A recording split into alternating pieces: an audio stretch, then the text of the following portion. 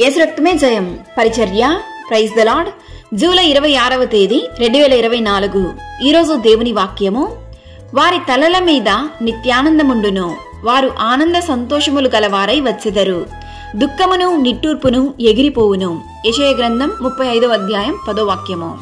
అవును క్రీస్తునందు ప్రియులారా, ప్రవక్త అయినటువంటి యెషయా ద్వారా ప్రభువు యొక్క ఆగమనమును గూర్చియే ఈ ప్రవచనము. సడలిన చేతులను బలపరుచుడి, తొట్రిల్లు మోకాళ్లను దృఢపరుచుడి, తత్తరిల్లు హృదయంతో ఇట్లనుడి, భయపడక ధైర్యముగా ఉండండి, ప్రతిదండన చేయుటకై మీ దేవుడు వచ్చుచున్నాడు. క్రీస్తునందు ప్రియులారా, మొదటిసారి యేసుక్రీస్తు ఈ లోకంలో జన్మించినప్పుడు ఆయన కనికర సంపన్నుడిగా గుడ్డివారిని చూపు కలుగజేసెను, కృంటివారికి నడువ చేసెను, మూగవారిని మాట్లాడజేసెను, చనిపోయిన వారిని బ్రతికించెను. అయితే రెండవ రాకడలో ఆయన ప్రతిదండన చేయుటకై వస్తున్నాడు. అయితే ఆ పరిశుద్ధ దినాన, ఉగ్రత దినాన తప్పించుకొనుటకు ఎవరికి సాధ్యము కాదు.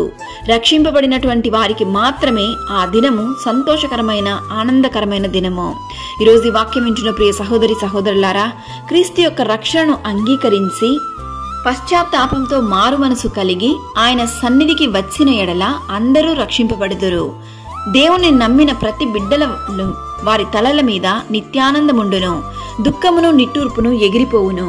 ప్రతి ఆశీర్వాదములు, దీవెనలు దేవుడి దినాన ప్రతి ఒక్కరికి దయచేయును గాక. ఆమేన్. God bless you.